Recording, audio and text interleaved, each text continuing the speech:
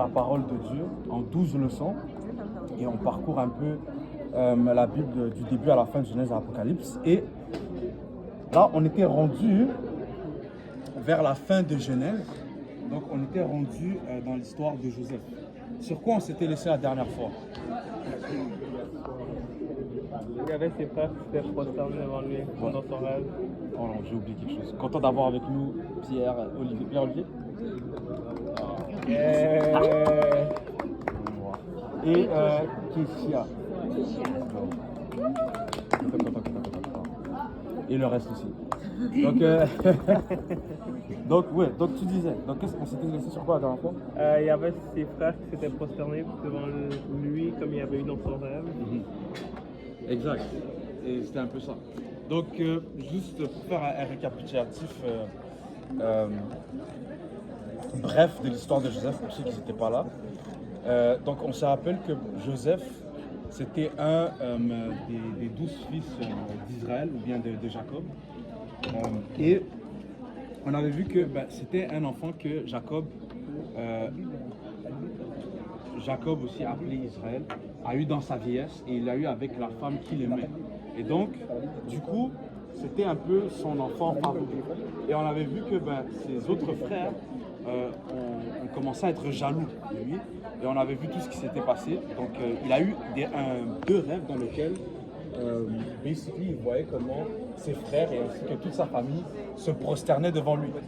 Et là, on a vu comment, après, Joseph a raconté ses rêves et ses frères ont eu encore plus de haine envers lui, au point là où ils complotèrent de le tuer. Et finalement, on a vu que les frères de Joseph l'ont vendu comme esclave en Égypte. On a vu un peu toutes les péripéties que Joseph a eues en Égypte à 17 ans seulement.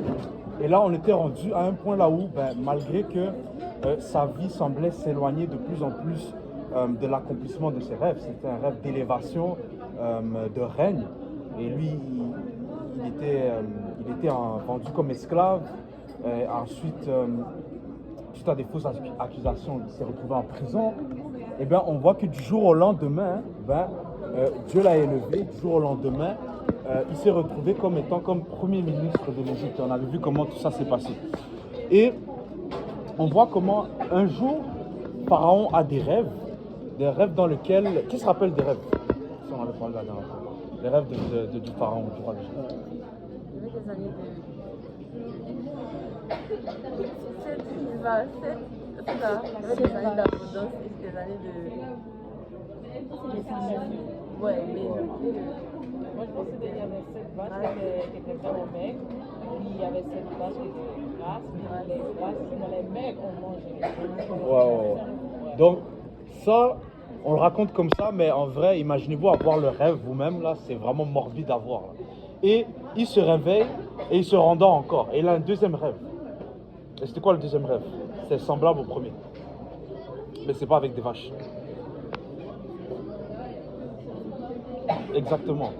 Et donc des épis maigres qui engloutissent les épis qui étaient gras, on peut dire. Pas gras. Qui étaient... C'était quoi la description déjà? C'était dans Genèse 41.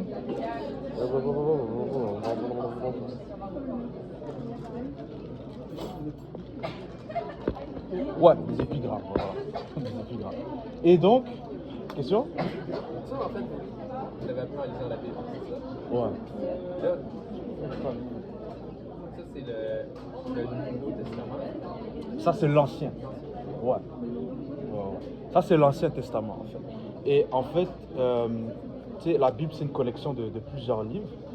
Et puis, c'est séparé en comme deux grosses parties, l'Ancien et le Nouveau Testament. Okay? Et l'Ancien Testament, les 5 premiers livres constituent ce qu'on appelle la Torah, ce que les Juifs ont. Ouais. Et le reste aussi, c'est des livres historiques aussi, mais qui sont contenus dans la Bible. En fait. Et le Nouveau Testament, ça, c'est avec Jésus-Christ. Exact. Et la manière dont on s'était dit qu'on allait étudier un peu l'Ancien Testament, vu qu'on veut commencer par le commencement, c'est qu'on allait étudier ça sur 4 différentes phases.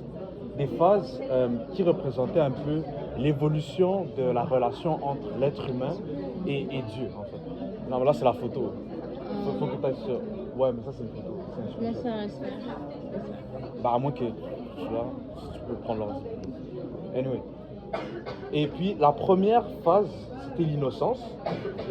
Et ça commence à partir du début, c'est-à-dire Adam et Ève. Je ne sais pas si tu es un peu familier avec l'histoire. Adam et Ève, donc, et jusqu'à la chute de l'homme. Donc, lorsque Adam et Ève désobéissent, ils mangent du fruit défendu. Ça, c'est l'innocence. Et à partir de ce moment, à partir de la chute de l'homme, c'est la conscience. L'homme, l'être humain, mange le fruit de la connaissance du bien et du mal, et maintenant, il est conscient. Et maintenant, la relation entre Dieu et l'homme se base sur la conscience. Et à partir de Abraham, un homme qu'on appelle Abraham, la relation entre Dieu et l'homme se base sur les patriarches, en fait. Et c'est là où on est rendu.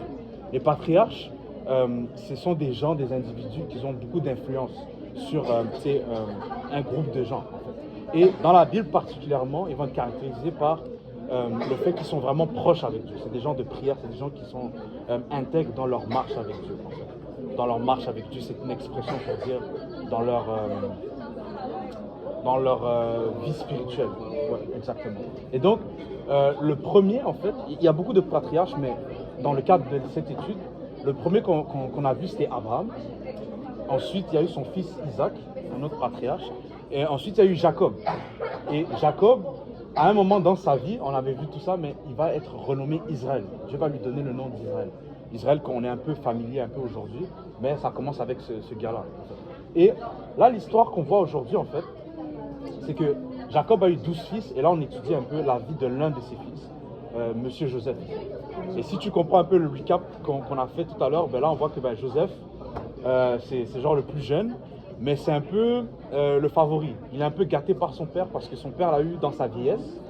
Et c'était aussi l'enfant de la femme qu'il aimait. Jacob a eu 2 femmes, mais donc ce n'étaient pas des frères de tous de la même mère, en fait.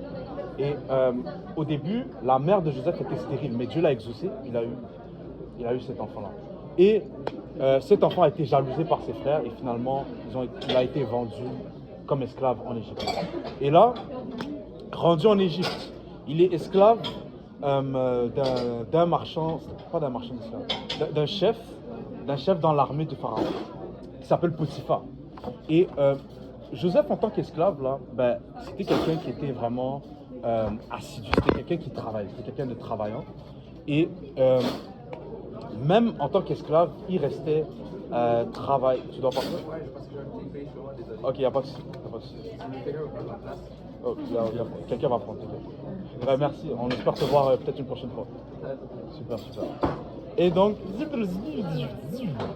on revient au truc.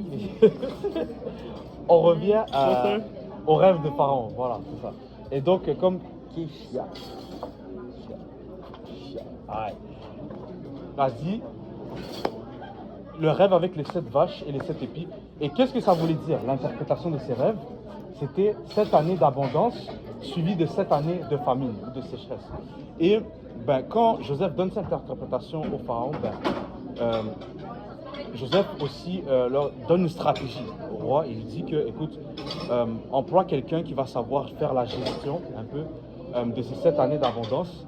Et Yves, yes, je me rappelle de lui. Ouais, tu peux venir ici, il y a la place. Tu seras plus proche de l'écran. Et il lui propose une stratégie en fait pour profiter en fait de cette année d'abondance pour emmagasiner, faire le stockage, faire l'approvisionnement en fait, les provisions pour les 7 années de famine. Et on avait vu tout ça. Et là, bon, les 7 années de famine arrivent selon la parole de Dieu. Et qui revient sur la scène? Les frères de Joseph. Ils reviennent et là, comme Herman nous a fait le recap, boum, le rêve s'accomplit, sans même que les frères s'en rendent compte. Ils se prosternent devant Joseph parce qu'ils ne reconnaissaient pas en fait que c'était leur frère. Et comme ça, le rêve que Dieu a donné à Joseph s'accomplit. Sans qu'il ait besoin de travailler pour l'accomplissement de son rêve, sans qu'il ait besoin de monter les échelons, non. Tout ce qu'il a fait, c'est rester fidèle à Dieu, malgré les difficultés, malgré que sa vie semblait s'éloigner en fait des rêves que Dieu l'a donnés, mais du jour au lendemain, sans qu'il ait besoin de fournir aucun effort. Seulement Dieu lui-même l'a élevé en fait. Et si Dieu t'a donné une parole, ben, c'est lui qui sera fidèle pour l'accomplir en fait. On n'a pas à aider Dieu dans l'accomplissement de ses promesses. Et on avait vu dans les leçons précédentes comment beaucoup d'autres personnes ont essayé d'aider Dieu dans l'accomplissement de ses promesses. Et qu'est-ce que ça a fait? Ben, Dieu a parlé, donc Dieu, la parole de Dieu va s'accomplir. Mais elle s'est accomplie avec beaucoup de problèmes. On avait vu avec Abraham quand ils ont essayé d'aider Dieu, avec Agar. On a vu avec Lot. On avait vu avec Jacob, Rebecca, tout ça. Et là, boum, on arrive, et là c'est au verset, là on reprend notre leçon d'aujourd'hui, au verset 17, chapitre 42 déjà. 15, je pense.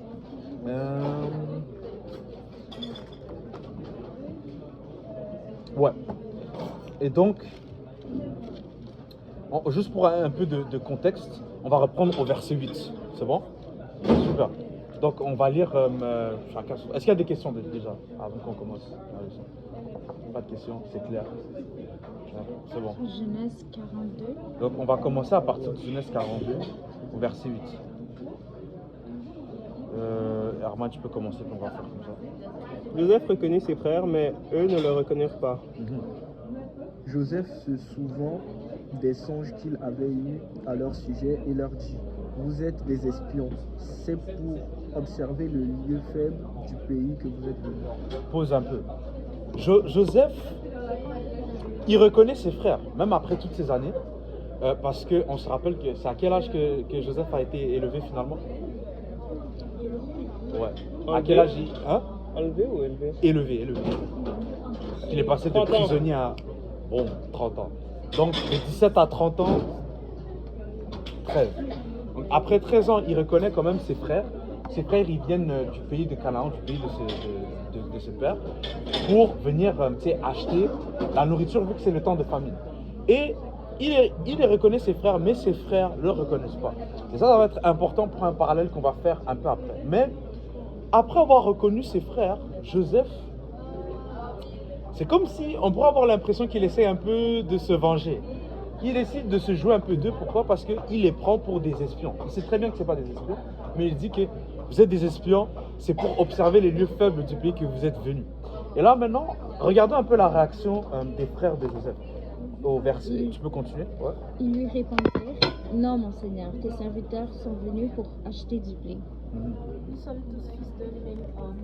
Nous sommes sincères. Tes serviteurs ne sont pas des espions. Alors, ce n'est pas du tout. C'est pour examiner les points faibles du pays que vous êtes venus.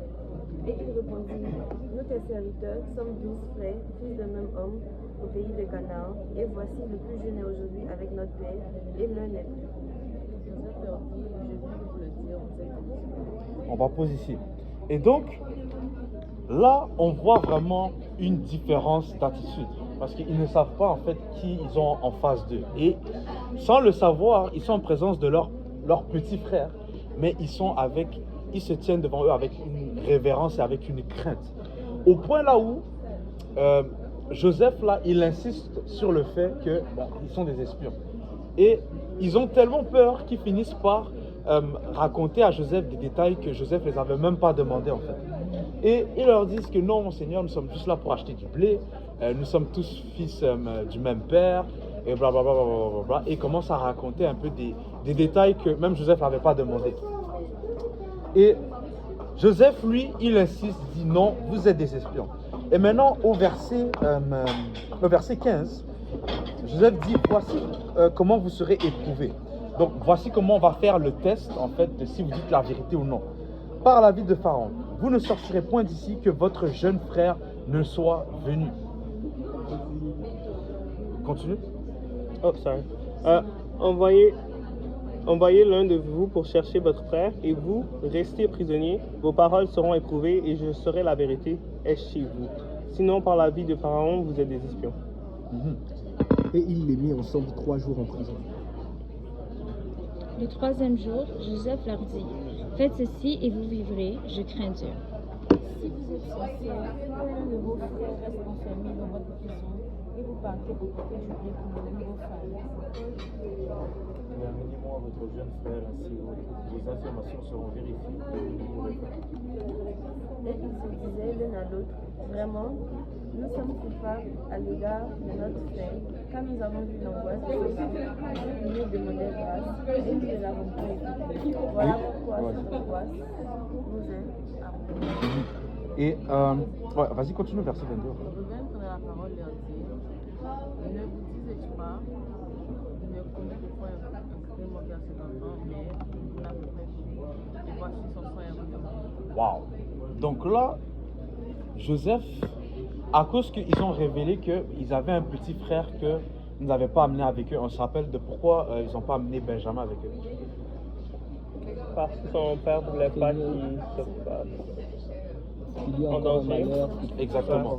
Donc, son père, à cause que bon, il avait déjà perdu son frère, son fils, il pensait avoir perdu son fils Joseph, il avait perdu aussi sa femme qui aimait Rachel. Il ne voulait pas qu'il lui arrive quelque chose à son dernier, à Benjamin. En fait, le seul souvenir qu'il a de Rachel. Et quand Joseph est en train de les mettre la pression sur le fait qu'ils sont des espions, ben, les frères de Joseph disent qu'ils lui racontent tout, ils lui racontent les détails, même sur en fait Benjamin. Et là, Joseph, il dit que, écoute, vous allez rester ici, et il les a mis en prison, et il a proposé ce petit deal, que vous pouvez retourner aller nourrir vos familles, mais revenez avec ce Benjamin que vous dites que vous avez. Si vous revenez avec lui, ben, je saurai que vous dites la vérité. Autrement, vous restez en prison. Et c'est quoi la réaction des frères de Joseph? C'est une réaction quand même intéressante, parce qu'ils font en fait le lien avec ce qui leur arrive en ce moment, avec en fait ce qu'ils ont fait à leur frère Joseph. On voit directement le remords et le sentiment de culpabilité. Ils se disent que ben, sûrement tout cela nous arrive parce que nous aussi, on a vu l'affliction de nos frères, on a vu comment nos frères souffraient lorsque on le battait et puis qu'on s'apprêtait à le vendre. Et ben, on a quand même vendu en fait. Et Ruben, qu'est-ce qu'il dit Ruben? Ruben, il dit que ben, je vous avais pas dit les gars de pas faire ça en fait. Et on se rappelle que c'était Ruben le seul qui avait pris un peu la défense de Joseph. Et il dit que voici son sang est redemandé en fait. C'est comme si le sang de Joseph est sur nous. Et ils n'ont aucune idée en fait que ben, Joseph est encore en vie. Ils ne savent pas qu'est-ce qui est devenu Joseph. Ils se disaient que probablement après toutes ces années, il est probablement mort ou quelque chose. Et maintenant, regardez un peu la réaction de Joseph au verset 23. Ça qui c'est à moi. Hein. Okay. Au verset 23. Il ne savait pas que Joseph comprenait, car il se servait avec eux d'un interprète. Verset 24. Il s'éloigna d'eux pour pleurer. Il revint et leur parla, et il prit parmi eux Siméon, et le fit enchaîner sous leurs yeux. Donc, on voit là la réaction de Joseph. Joseph qui se met à pleurer. Et Joseph avait un interprète avec eux pour faire comme s'il ne comprenait pas en fait le langage que ses frères parlaient en fait. On voit que Joseph c'était quelqu'un d'intelligent. Il héritait ça vraiment de son père Jacob un peu là, la russe. Son père Jacob qui est juste ici là. Ouais, parce que c'est lui notre Jacob. Et Joseph n'est pas là aujourd'hui. Hein. Mais bon, tu vois. Oh, ouais. Ouais. Et on peut un peu se poser sur la question en fait sur les agissements de Joseph. Est-ce que selon vous, je vais vous poser la question comme ça, quelles étaient les intentions de Joseph? Parce qu'on pourrait voir ça un peu comme malhonnête là, non? Et je pense qu'il voulait... Allô, allô, allô?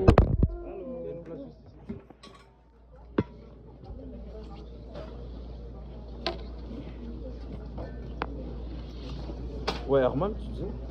Je pense qu'il voulait juste les tester pour voir s'ils avaient changé. Tester pour voir s'il avait changé. J'aime bien cette hypothèse. Est-ce que quelqu'un dit autre chose? Est-ce que quelqu'un pense qu'il voulait se venger? Ouais, je pense. Il voulait juste Personnellement. voir son frère. Hein? Il voulait voir son frère. Benjamin? Ouais. Ok. Moi, je pense que s'il n'avait pas mentionné tous les détails, il n'avait pas parlé de Benjamin.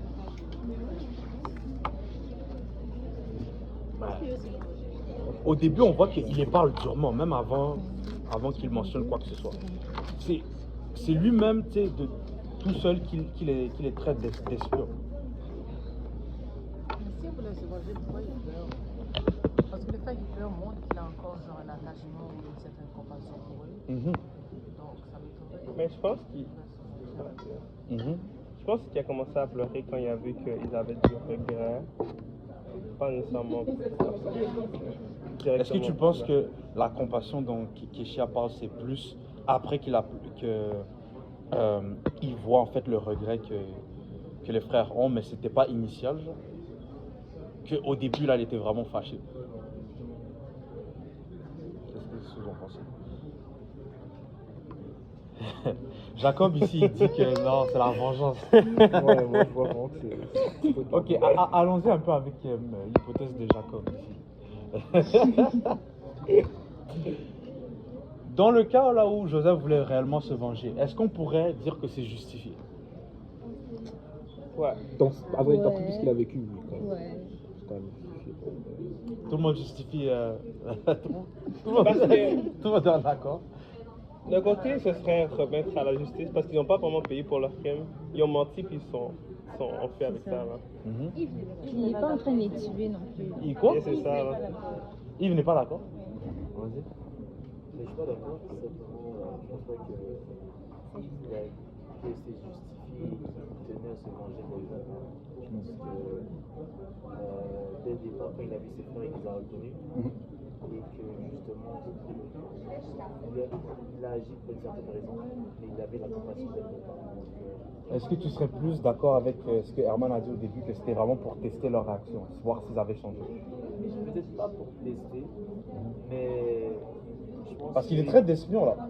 Donc c'est pourquoi là? Est-ce qu'il se venge ou qu'est-ce qu'il fait? Mais ils voulaient peut-être regarder la qualité de leur cœur, regarder comment ils allaient réagir, peut-être tester, mais j'aimerais pas tester parce que c'est pas un autre mot que tester. Mais oui, je partage le point de vue. Voir s'ils avaient changé. Et ça, c'est, on a tous des bonnes hypothèses ici, mais j'aimerais te poser la question. Dans le cas là où c'était vraiment purement de la vengeance, tu m'as dit que tu n'es pas d'accord sur le fait que ce serait justifié. Pourquoi? Parce que, pour juste nous remettre tout son contexte, il s'est fait vendre comme esclave. Ses frères, en fait, au départ, ils voulaient le tuer. Et ils ont menti, en fait, à leur père, comme quoi c'était juste une bête féroce qu'il a mangé. Et à cause de ça, il a vécu beaucoup de galères. Il a vécu comme esclave, et puis par après, il a vécu comme prisonnier pour des choses qu'il n'a pas faites. Et donc, tu dis que c'est pas justifié de se venger. Explique-toi. Parce qu'à travers ça, il a pu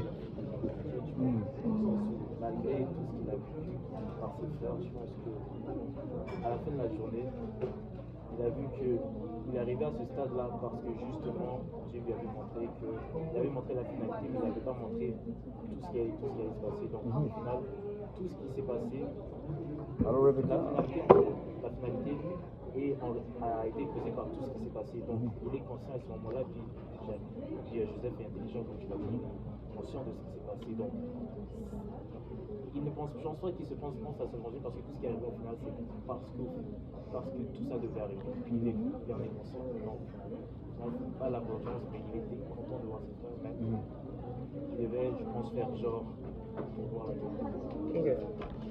Moi, je pense. Avant que tu en bats, oublie pas ton idée, garde ton idée. Mais il y a un mot-clé qu'il a utilisé, la finalité. Joseph n'avait pas vu la finalité. Il avait vu la finalité en fait, mais il n'avait pas vu en fait, Dieu l'avait pas montré en fait tout ce par quoi il allait traverser en fait, le processus en fait. Il y a un proverbe, pas un proverbe, une expression qui dit que la fin justifie les moyens. Et c'est drôle parce qu'on parlait de justification, si le fait de se venger est justifié. Mais c'est très vrai que Dieu avait montré en fait la finalité, mais pas nécessairement le processus. Et en fait, tous les malheurs qui sont arrivés à Joseph ont fini par contribuer en fait au bien de Joseph. Et il y a un verset dans Romains, je crois, qui dit que toute chose concourt au bien de ceux qui aiment Dieu. Romains en feu. Romains 8, verset 28. Que tout concourt au bien de ceux qui aiment Dieu. Tout, ça veut dire les bonnes et les mauvaises choses concourent au bien de ceux qui aiment Dieu. Et c'était quoi l'amour de Dieu? Est-ce qu'on avait vu ça? Aimer Dieu, qu'est-ce que ça veut dire? C'est signifie aimer Dieu. Dans sa globalité ou bien. Qu'est-ce que ça veut dire aimer Dieu?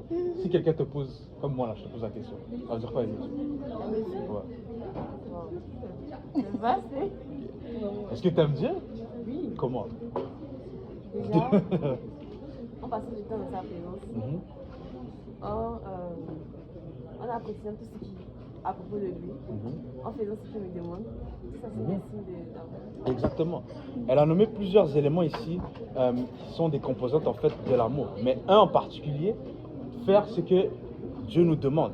Et c'est ce que la Bible nous dit en fait dans... est-ce que j'ai le verset noté ou est-ce que quelqu'un peut me trouver le verset? Que l'amour de Dieu consiste à garder ses commandements. En fait. Et Jésus-Christ dit... ça, je pense que j'ai le verset ici. Ouais. Jean 15, c'est parti. Ben, il y a Jean 15, 14 qui nous dit il n'y a pas plus grand amour que de donner sa vie pour ses amis. Vous êtes mes amis si vous faites ce que je vous commande en fait. Et l'amour de Dieu, c'est vraiment ça. Et donc, ouais, tu peux le lire. 1 Jean 5. Car l'amour de Dieu consiste à garder ses commandements, et ses commandements ne sont pas pénibles, car tout ce qui est né de Dieu triomphe du monde, et la victoire qui triomphe du monde, c'est notre foi. Exact.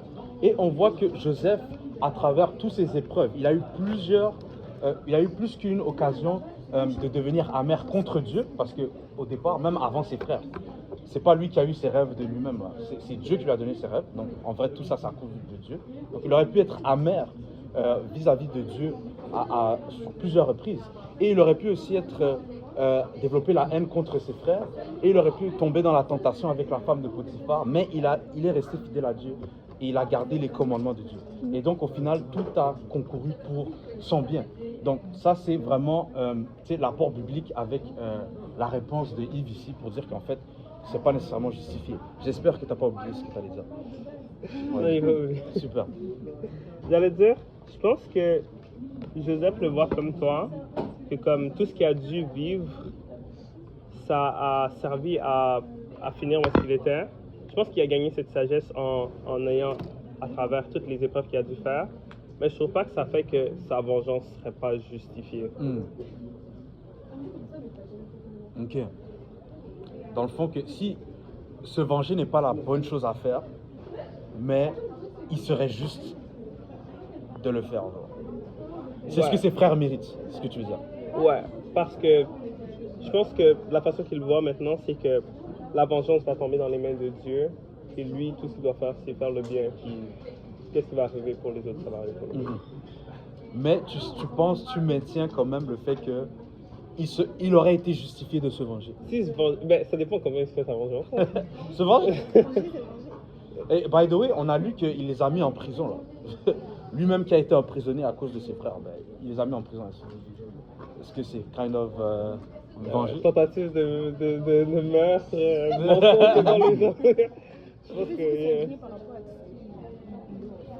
Non, c'est 10 ans en prison minimum, là. Minimum. Ouais. Trafic humain. En tant que gouverneur, ses frères ne le reconnaissaient pas. S'il agissait avec trop de compassion dès le début, je ne sais pas si ses frères auraient reconnu qu'il y a quelque chose de louche, mais je pense que s'il agissait genre comme un inconnu, comme un pharaon agirait avec des inconnus qui viennent dans son territoire, ce serait plus vraisemblable ou ça ferait plus de sens parce que les frères justement ne les reconnaissent pas et c'est normalement comme ça, je te mets en prison, je ne vais pas te mettre dans une chambre, je ne vais pas te mettre dans un hôtel parce que je ne connais pas toi. Fait que si vous voulez vraiment garder l'acte du gouverneur, il devrait aller avec ça. Et donc, ouais. En accord avec ce que Kesha a dit, si immédiatement, dès qu'il les a reconnus, il les avait comme chouchoutés immédiatement, ce que Dieu avait dit, genre, des pas qu'il allait se prosterner devant lui, ça n'allait pas arriver. Parce qu'il allait dire, oh, c'est mon petit frère, même si c'était gouverneur, c'est pas devant toi. Donc ça allait être contredit. Ouais. Mais tu verras qu'en fait, ils sont prosternés même avant, je crois. Avant que Joseph ne parle. C'est vrai, dès qu'il s'était vu. Ouais, dès qu'il s'était vu. C'est qui rend encore le rêve, c'est vraiment encore plus incroyable. Là. Mais ouais, on a tous un peu des bonnes hypothèses, mais on voit que Joseph avait cette sagesse-là en fait. Et il ne voulait pas non plus agir envers eux comme comme si ne rien n'était, parce qu'il s'est passé quelque chose. Il voulait voir un peu la qualité de leur cœur, un peu, voir un peu s'ils avaient changé ou non. Et un autre indice de ça, c'est justement, comme Kesha l'a mentionné, le fait que Joseph, il se met à pleurer après les avoir rencontrés. Là. Il se met à pleurer en voyant que ses frères ont du regret. Et il a pas pleuré. Rappelez-vous que ça, c'était c'est au 3e jour. Donc c'est après justement avoir vu l'état de leur cœur changer que Joseph se met à pleurer. Il voit que vraiment, malgré tout le mal qu'ils m'ont fait, ils ont du regret. En fait. Ils ont du regret. Et parlons en fait du sujet ou du thème de la vengeance. Qu'est-ce que la Bible dit au sujet de la vengeance? On l'a un peu dit par-ci par-là, mais si on peut mettre un verset sur tout ça, là, dans Romains 12, en fait. Dans Romains 12, à partir du verset 17. Celui qui l'a peut le lire. Ne rendez à personne le mal pour le mal, recherchez ce qui est bien devant tous les hommes. S'il est possible, je continue. Ouais, tu peux continuer. S'il est possible, autant que cela dépend de vous, soyez en paix avec tous les hommes. Ne vous vengez point vous-même, bien-aimés, mais laissez agir la colère, car il est écrit, à moi la vengeance, à moi la rétribution. Vous voyez, donc, il ne faut pas rendre le mal par le mal, en fait. Et la Bible dit qu'il ne faut pas se venger nous-mêmes parce que, et là, Paul est en train de réciter, en fait, de citer un verset dans Deutéronome, dans la loi, que quand Dieu dit que à moi la vengeance, à moi la rétribution, que la vengeance appartient à Dieu. Pourquoi on dit ça? Parce que lorsqu'on se venge, on essaye de se faire justice à nous-mêmes. Et c'est comme si on essaie de prendre la place de Dieu, en fait. On se dit que justement, ces frères-là, ils n'ont pas eu ce qu'ils méritaient, la justice n'a pas été faite. Donc, à la place de laisser Dieu lui-même faire sa justice, je vais prendre moi-même le soin de me venger, de faire justice moi-même. Mais la justice appartient à Dieu. Et il n'y a personne qui va mieux rendre un jugement que Dieu lui-même. Okay? Et que même si le méchant vit une vie de prospérité, qu'à la fin, ultimement à la fin, là, il va devoir rendre des comptes, à Dieu, en fait. Et que seul Dieu, en fait, a le pouvoir de rendre la justice, de faire la vengeance. Lorsque nous, on essaie de se venger, on fait juste continuer un cycle de vengeance.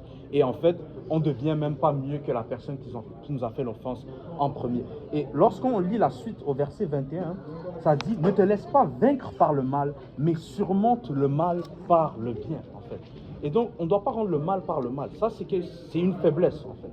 Et souvent, on va voir comme les enseignements de Jésus, quand Jésus nous dit de tendre la joue gauche. Ça, c'est un verset là, qui nous pique un peu là. Parce que si moi, là, je te tape là, tu ne vas pas juste rester comme ça. Mais Jésus-Christ dit tendre la joue gauche. Et on perçoit ça souvent comme un signe de faiblesse. Je te tape, tu fais rien là, tu comprends? C'est ça. Mais ça prend plus de force de tendre la joue gauche que de juste répondre instinctivement par la vengeance, en fait. Et tu verras que ça prend toujours plus de force pour faire le bien. Le mal, c'est naturel, c'est instinctif pour nous de faire. Et c'est la faiblesse, dans le temps dans lequel on vit aujourd'hui, la faiblesse est souvent perçue comme une vertu. Alors que la faiblesse, c'est mal, en fait. On voit la faiblesse, la vulnérabilité. Yeah, je comptais sur vous. Comme une vertu, n'est-ce pas? Alors que non, la faiblesse, c'est mauvais. La faiblesse, en général. Faible. Qui veut être faible? Faible. En tout, en général. La faiblesse, c'est mauvais, en fait. Et quand on pêche, en fait, on est en train d'être faible, en fait. C'est pour ça que la Bible nous dit que la chair est faible, mais que l'esprit est bien disposé. Et même si ça nous prend plus d'efforts, nous devons surmonter le mal par le bien, en fait. Et lorsque nous répondons par le mal avec le mal, l'ennemi est content. Le diable est content parce qu'il a eu la réaction qu'il voulait que tu aies, en fait. Et c'est pas ça que nous devons faire. Et c'est pas ça que Joseph a fait, enfin, du moins de ce qu'on voit à date. Et C'est ce que la Bible parle au sujet de la vengeance. Et maintenant, il dit en fait que il va garder l'un de ses frères et il va relâcher les autres pour aller chercher ce Benjamin dont il a parlé. Et on va voir qu'il va garder Siméon. Siméon qui est le deuxième. Il va le garder lui et il va relâcher les autres pour aller rechercher leur frère. Et là, on va voir, on va sauter maintenant toujours dans le chapitre 42, mais cette fois-ci au verset 29, tu dis? Excellent. Donc tu vas répondre. Il revint auprès de Jacob, leur père, dans le pays de Canaan, et il lui racontait ce qui leur était arrivé. L'homme, 30. 31, maintenant, l'homme qui est le Seigneur du pays a parlé pour des Et nous lui avons répondu, nous sommes des gens de bien, nous ne sommes point des esprits. Nous sommes deux frères, fils et deux frères, et l'un est vu, et le plus jeune est aujourd'hui avec nous. Et l'homme qui est le Seigneur du pays nous a dit, voici comment je serai si vous êtes sincères. Laissez auprès de moi l'un de vos frères, prenez de quoi nourrir vos familles, partez et amenez-moi votre jeune frère. Je saurai ainsi que vous n'êtes pas des espions et que vous êtes sincères. Je vous rendrai votre frère et vous pourrez librement parcourir le pays. Lorsqu'ils vidèrent leur sac, voici, le paquet d'argent de chacun était dans son sac. Ils virent, eux et leur père, leur paquet d'argent, et ils eurent peur. On va poser là juste pour un peu de contexte. Les versets qu'on a sautés en fait indiquaient comment Joseph, lorsqu'il a relâché ses frères pour retourner dans le pays de ses pères, là, il a mis des sacs d'argent dans leur vivre en fait. Donc eux ils étaient venus pour le blé, pour la nourriture, mais dans leur sac de blé ils ont mis aussi, Joseph a mis de l'argent en fait. Et là on voit un peu la réaction de toute la famille lorsqu'ils ouvrent les sacs et qu'ils voient un paquet d'argent. Ils ont peur. Pourquoi ils ont peur? Parce que les gens pensent qu'ils l'ont volé. Exactement. Eux, ils n'étaient pas venus pour l'argent. Et là, ils voient un sac d'argent. Donc, ils se disent, wow. Déjà qu'il nous a pris pour des espions, là on commence à remplir les critères, là, sans qu'on le veuille vraiment. Et si on continue. Jacob, leur père, leur dit, vous me privez de mes enfants. Joseph n'est plus, Siméon n'est plus, et vous prenez Benjamin. C'est sur moi que tout cela retombe. Ruben dit à son père, si je ne te ramène pas Benjamin, tu pourras faire mourir mes deux fils. Confie-le-moi et je te le ramènerai. Jacob dit, mon fils ne descendra point avec vous, car son frère est mort et il reste seul. S'il lui arrivait un malheur dans le voyage que vous allez faire, vous feriez descendre mes cheveux blancs avec vous.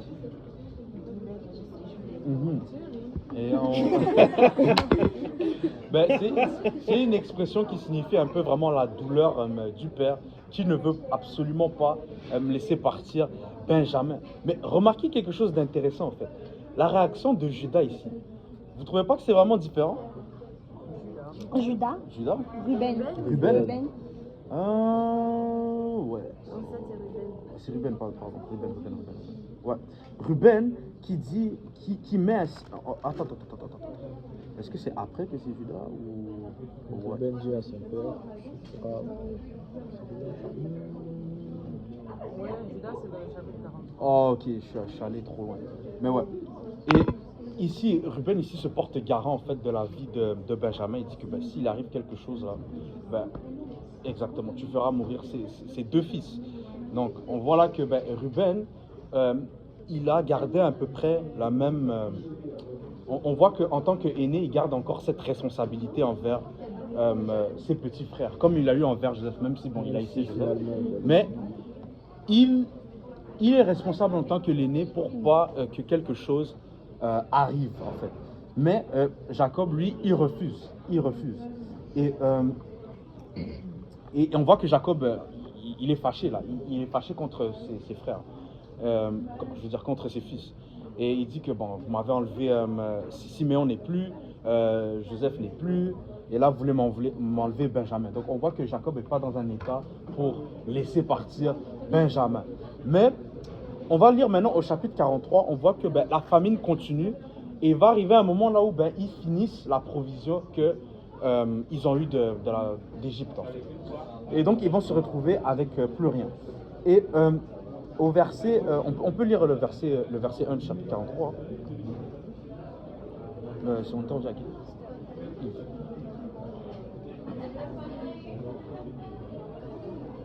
La famine pesait lourdement sur le pays. Et quand ils eurent achevé de manger le blé qu'ils avaient apporté d'Égypte, leur père leur dit, retenez-nous, achetez un peu de vin.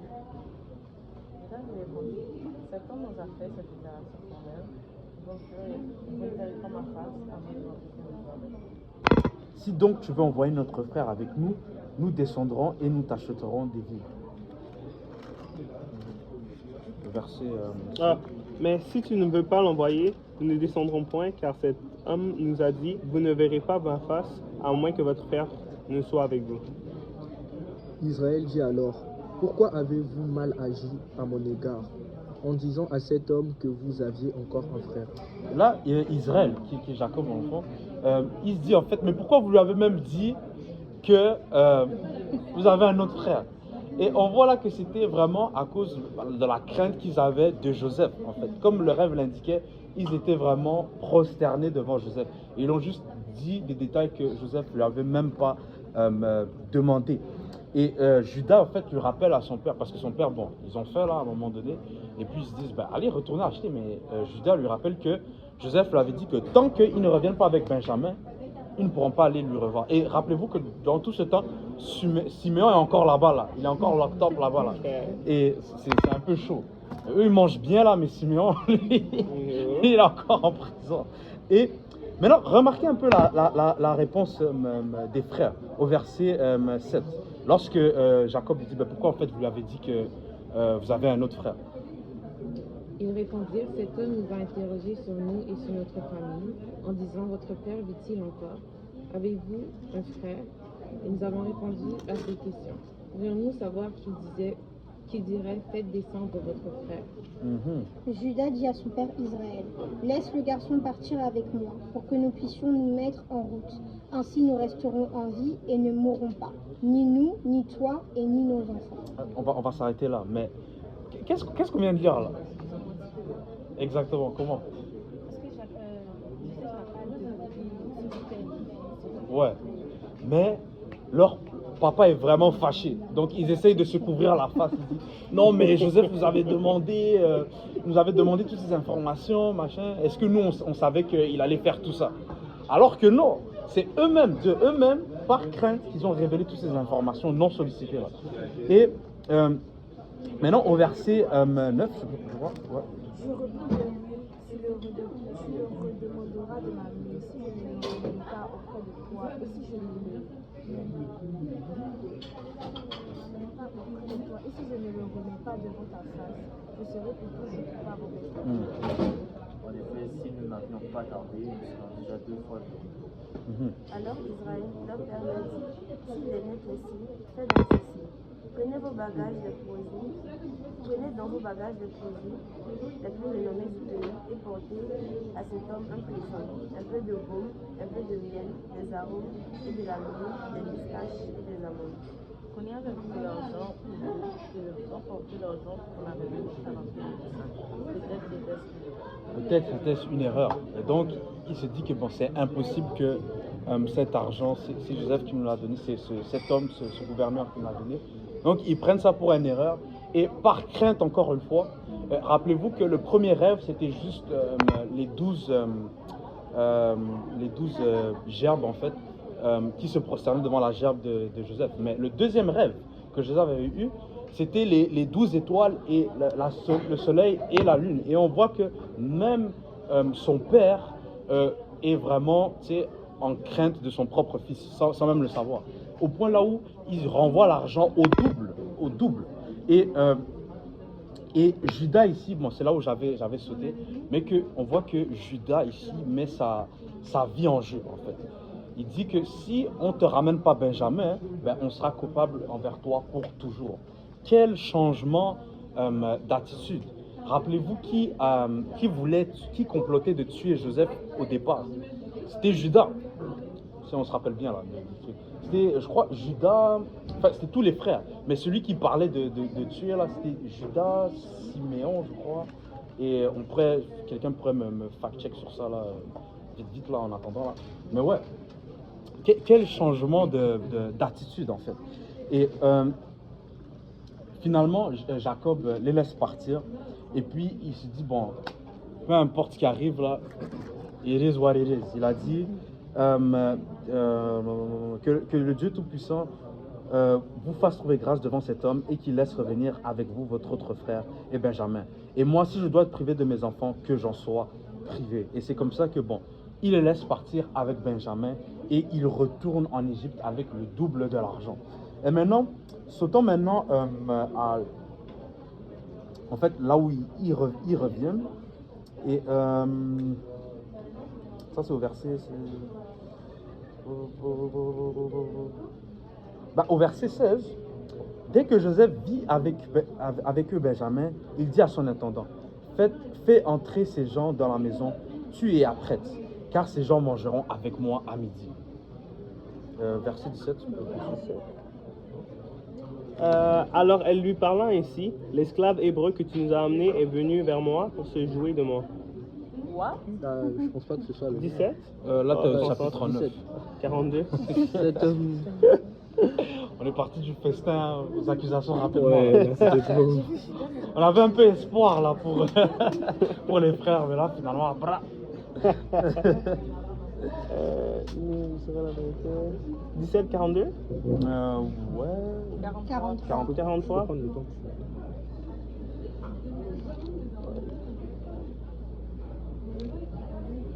Ouais, 43, 17. 17, 43, j'écris là, le chapitre 17. Cet homme fit ce que Joseph avait dit, ordonné, et il conduisit les gens dans la maison de Joseph. Ils eurent peur lorsqu'ils furent conduits à la maison de Joseph, et ils dirent, c'est à cause de l'argent remis l'autre fois dans nos sacs qu'on nous emmène, c'est pour se jeter sur nous, se précipiter sur nous, c'est pour nous prendre comme esclaves et s'emparer de nos âmes. Et là, ils sont persuadés que c'est à cause de cet argent au final que Joseph les appelle. Et là, si on continue... Ils s'approchèrent de l'intendant de la maison de Joseph et lui adressèrent la parole à l'entrée de la maison. Ils dirent, pardon mon Seigneur, nous sommes déjà descendus une fois pour acheter des vivres. Quand nous sommes arrivés à l'endroit où nous devions passer la nuit, nous avons ouvert nos sacs et constaté que l'argent de chacun était à l'entrée de son sac, notre poids exact d'argent. Nous le rapportons avec nous. Nous avons aussi apporté de notre argent pour acheter des vivres. Nous ne savons pas qui avait mis notre argent dans le sac. Le tonton répondit, soyez tranquille, n'ayez pas peur, c'est votre Dieu, le Dieu de votre Père qui vous a donné le trésor dans le sac. Votre argent m'était bien par vous. Il leur amena. Et cet homme les fit entrer dans la maison de Joseph. Il leur donna de l'eau et ils lavèrent leurs pieds. Il donna aussi du fourrage à leurs ânes. Ils préparèrent leur présent en attendant que Joseph vienne à midi, car on les avait informés de Quand Joseph fut arrivé à la maison, ils lui offrirent le présent qu'il avait apporté. Ils se prosternèrent en terre devant lui. Encore une fois, ils se prosternent devant lui. Il leur demanda comment ils se portaient et il dit, votre vieux père dont vous avez parlé est-il en bonne santé, vit-il encore? Votre vieux père dont vous avez parlé est-il en bonne santé? Vit-il encore? C'est juste maintenant qu'il pose la question de si son père vit encore. Pour encore accentuer sur le mensonge des frères de Judas. Enfin, non. Ouais, des frères de Joseph. Et là, ça continue et puis, ils font le festin avec Siméon et Benjamin. Et on voit que Benjamin va avoir, je crois, c'est 10 ou 5 fois. Ou bien c'est dans le verset juste après.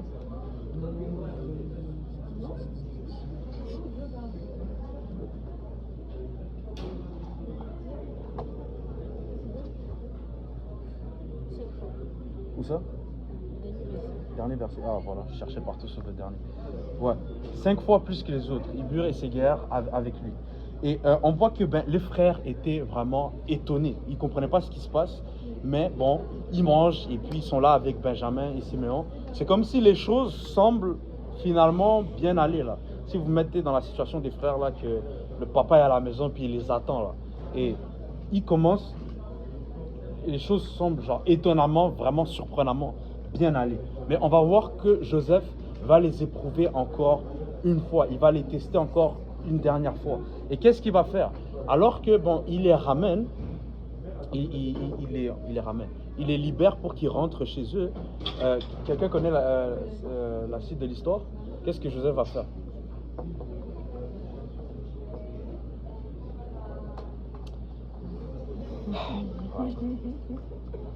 Est-ce que quelqu'un... Non? On disait, non? Personne ne connaît la suite. On va pas lire chaque verset là, sinon...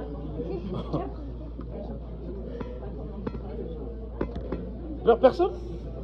Personne ne répond. Peut-être quelqu'un cache une réponse, peut-être quelqu'un est gêné, je sais pas. Bon, Mon désir, je crois. Ouais, mon désir, je crois Je fortement. crois, On me croit. Vas-y, mon désir, essaye-toi. C'est revenu sur toi. Bon, ok. Tout le monde abandonne là, c'est pas grave. Bon, je vais parler encore une fois. Et donc, qu'est-ce qui se passe? C'est que Jacob va faire en sorte qu'il laisse une coupe, en fait. Sa coupe à lui. Dis-le là. Attends, vous avez parlé de la coupe ou pas? Non, c'est ça, c'est ça. Ah, ben c'est ça. Vas-y. Moi, je pensais que vous avez déjà parlé de ça. Non, non, non. Mais il a fait exprès de cacher une coupe dans le sac de Benjamin pour qu'il reste là. Là, après, ses frères vont rentrer chez eux en mode oh mon Dieu, qu'est-ce que notre père va faire? Et puis il nous avait prévenu. Exact, exact. Donc, Joseph, encore une fois, dans sa ruse, dans sa sagesse, là, il va amener son jeu encore un peu plus loin. Et donc, il va mettre sa coupe dans le sac de Benjamin spécifiquement. Et pendant qu'ils vont être en chemin, ses serviteurs vont les intercepter là, pour leur dire que, écoute, vous avez volé la coupe. Celui dans lequel se retrouve la coupe là, va devenir l'esclave de Pharaon, de Joseph. Et donc là, c'est vraiment, Joseph pousse le jeu là très très très loin. Et on s'approche de la fin de l'étude là, il est 14 h déjà. Et donc on va sauter maintenant au chapitre 44, au verset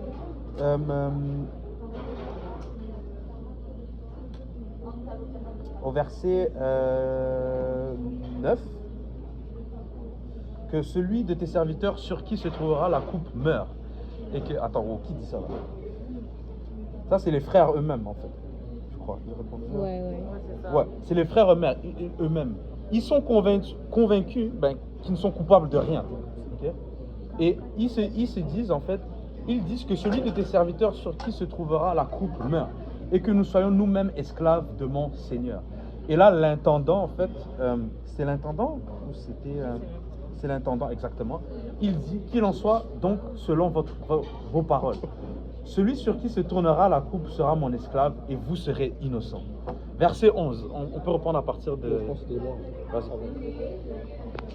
Aussitôt, chacun descendit son sac à terre et chacun ouvrit son sac. L'intendant les fouilla, commençant par le plus âgé et finissant par le plus jeune, et la coupe fut trouvée dans le sac de Benjamin. Pam, pam, pam. En plus, le suspense là, ils commencent par le plus... Ils savent que c'est le dernier. Ils coupent, et là, les sacs se vident, c'est que du blé, Et là, de plus en plus, on approche vers la fin là, et les frères commencent à transpirer là. Ils disent, mais non, me dis pas que le petit a fait une gaffe là. Et là, ils arrivent au sac de Benjamin et la coupe est trouvée dans son sac. Là, verset 13. Ils déchirèrent leurs vêtements, chacun rechargea son âne et ils se retournèrent à la ville. Judas et ses frères arrivèrent à la maison de Joseph, où il était encore, et ils se prosternèrent jusqu'à terre devant lui. Encore une fois. Joseph leur dit, quelle action avez-vous faite? Ne savez-vous pas que l'homme comprend à le pouvoir de Dieu?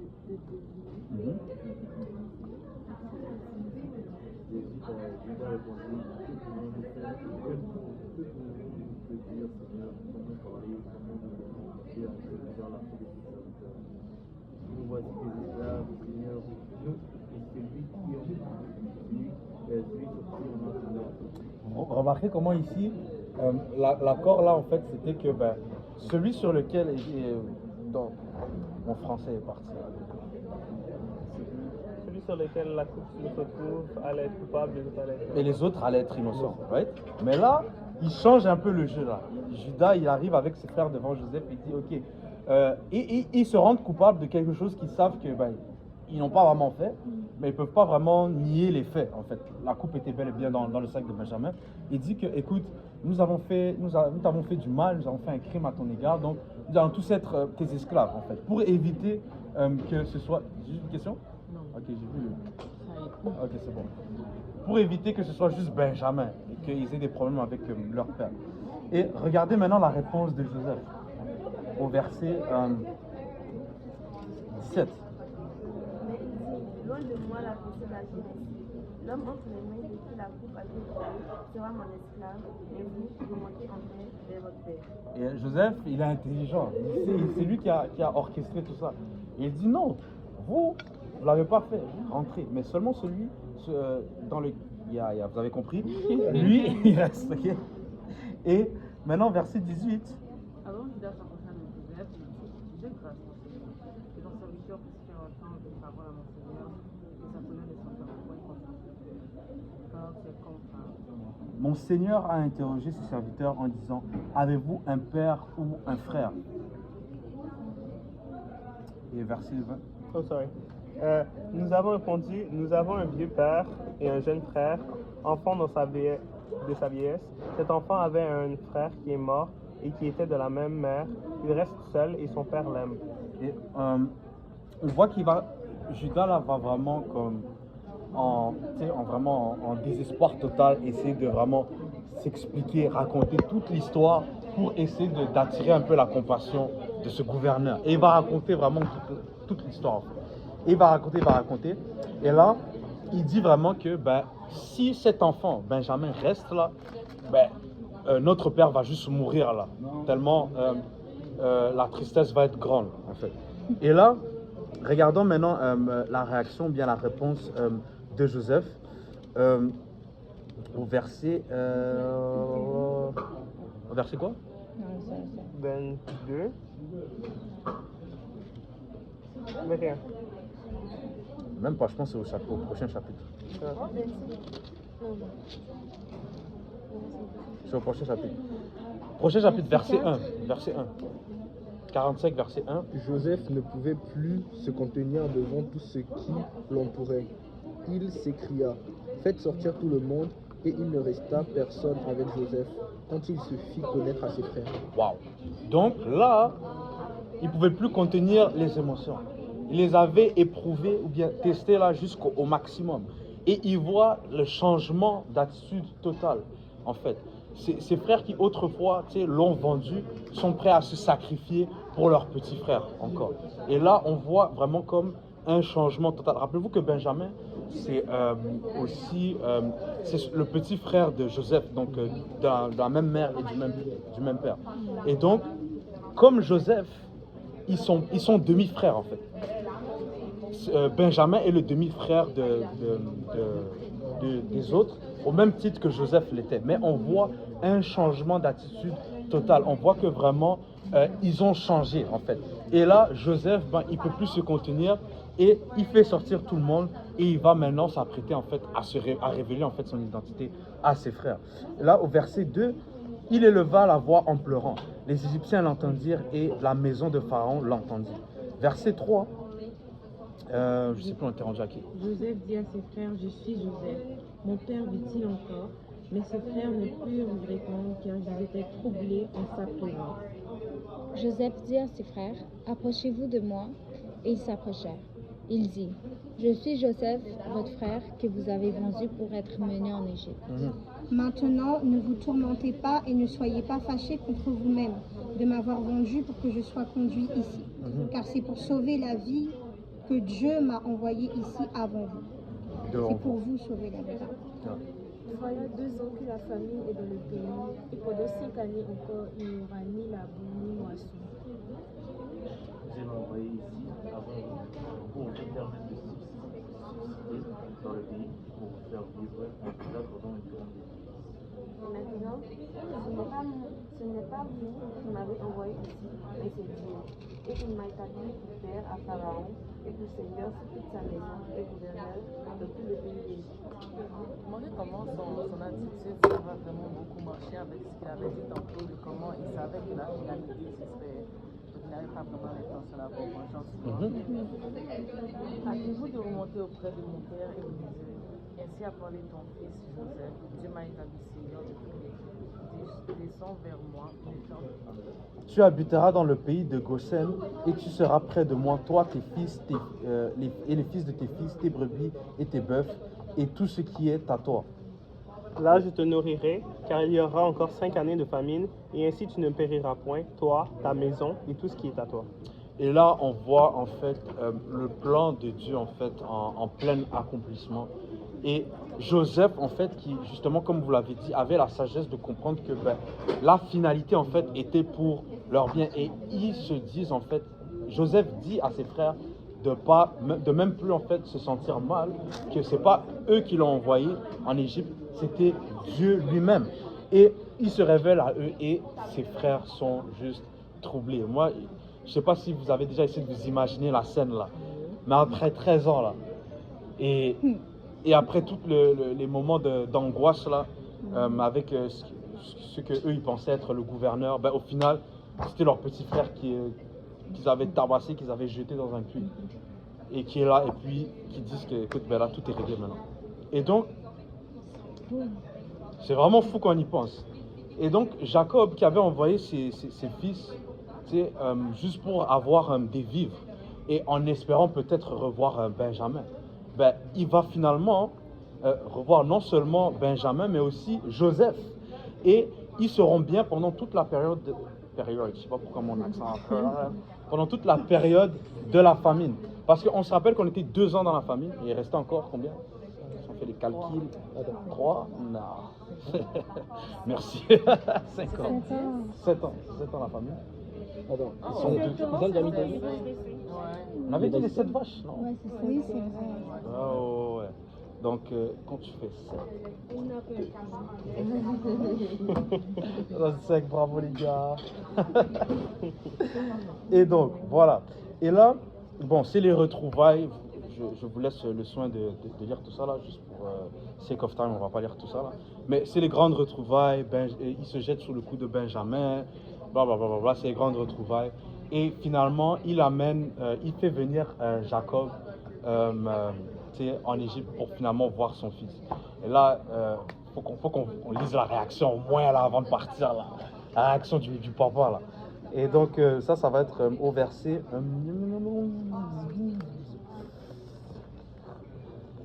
Au chapitre 46, Israël partit avec tout ce qui lui appartenait.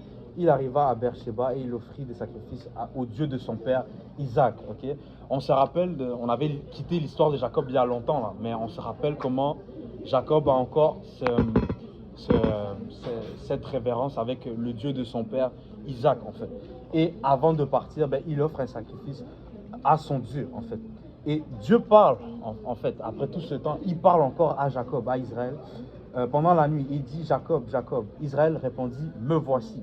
Et Dieu dit, je suis le Dieu de ton père. Ne crains point de descendre en Égypte, car là, je te ferai devenir une grande nation.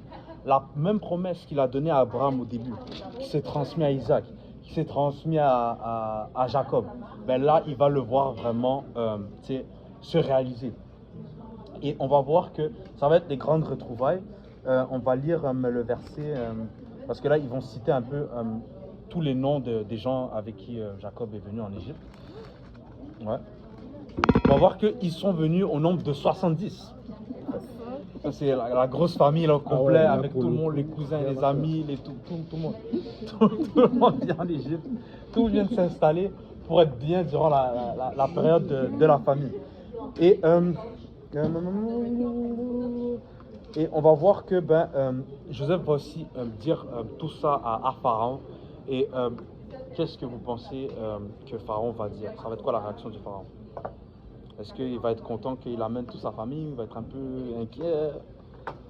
Je pense qu'il va être content. Il va être content? At first. At first. Donc ça va beaucoup. Ben, ils sont 70 quand même. Non, mais les gens, ils vont être à Gozen, qui est un peu éloigné de là où les Égyptiens sont. Mhm. Ouais. Et donc, la réaction du pharaon, c'est que, ben, bien sûr, il va être content parce que ben, la raison pour laquelle le pays fonctionne encore, c'est à cause de Joseph, si on se rappelle bien. Et donc, Pharaon devait beaucoup à cet homme. Et donc, ben, tu sais, Pharaon est plus que heureux de les installer dans cette région du pays d'Égypte, à Goshen. Et on va lire un dernier verset. Il faut que je trouve le verset. Là. Donnez-moi un instant là.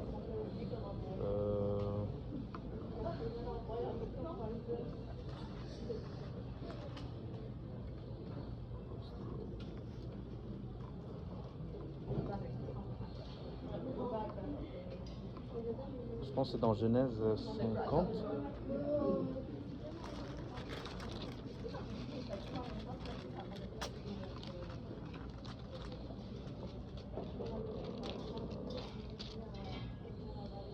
Dans Genèse 50,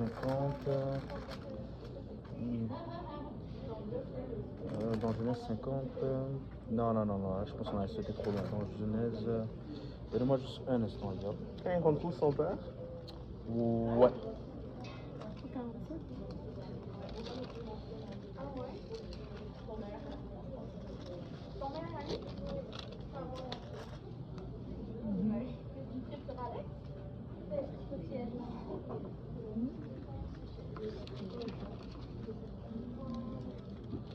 Ok. Donc deux versets. Ouais, c'était au chapitre 50. Mais le premier verset qu'on va lire, c'est au chapitre 48, verset 11.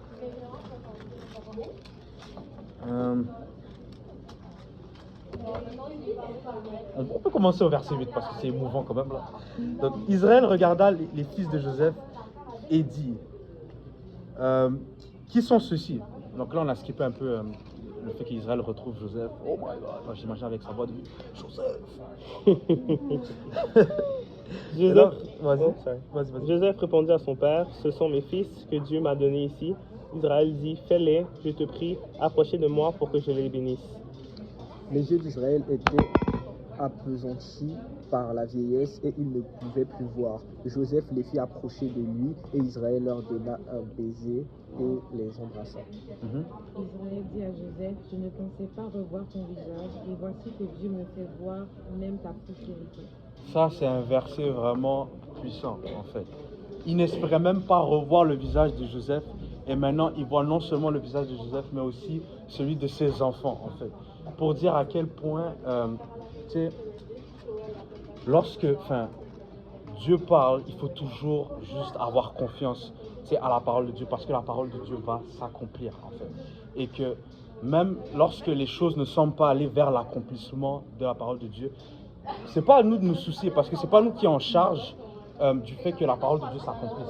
Si c'est Dieu qui l'a dit, c'est lui-même qui doit être en charge de l'accomplir. Il y a certaines choses que nous, en tant qu'enfants de Dieu, on se soucie alors que c'est même pas notre job, notre travail de se soucier.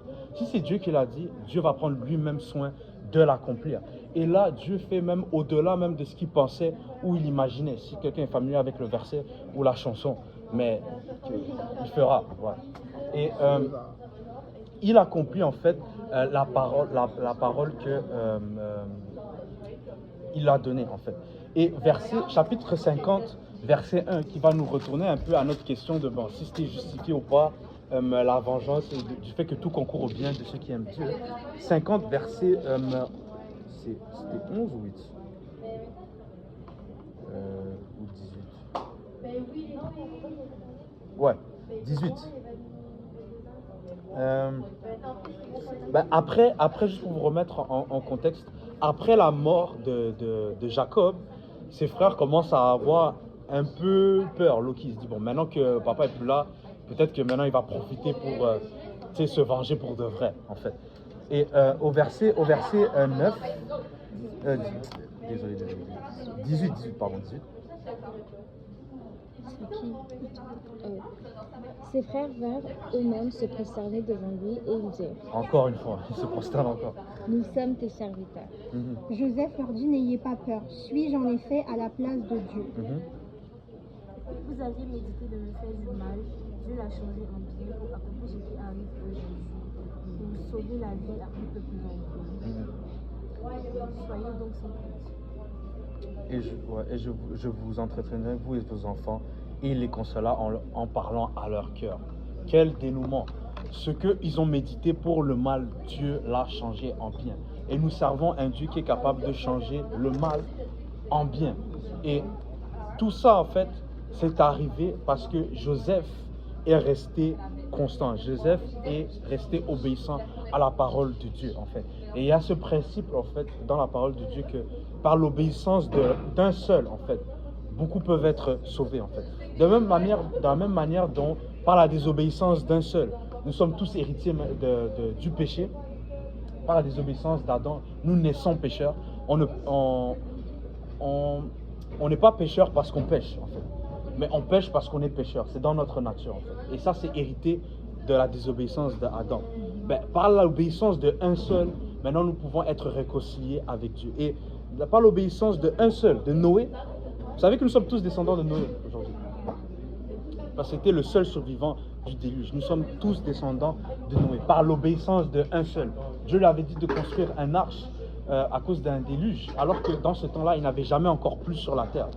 Mais il a quand même obéi, même si ça semblait fou. Et on voit là que Joseph a obéi. Il est resté alors que... Même lui, il est passé par des épreuves là où il aurait pu désobéir. Mais il est resté constant avec Dieu. Et regardez un peu le dénouement. Et la leçon vraiment à tenir, en fait, c'est vraiment de rester fidèle à Dieu. Et si tu restes fidèle à Dieu, Dieu va être fidèle envers toi. Donc, amen. Est-ce qu'il y a des questions? S'il n'y a pas de questions, semaine prochaine, nous allons faire un grand parallèle entre la vie de Joseph et celle de Jésus-Christ. Parce qu'il y a beaucoup de parallèles théologiques importants à faire entre la vie de Joseph et celle de Jésus. Et après, nous allons rentrer dans la grande Exode. Deuxième livre. Pour ceux qui connaissent un peu le livre d'Exode, on ne commence pas sur une table avec un festin là. C'est autre chose. Donc, est-ce qu'il y a des questions?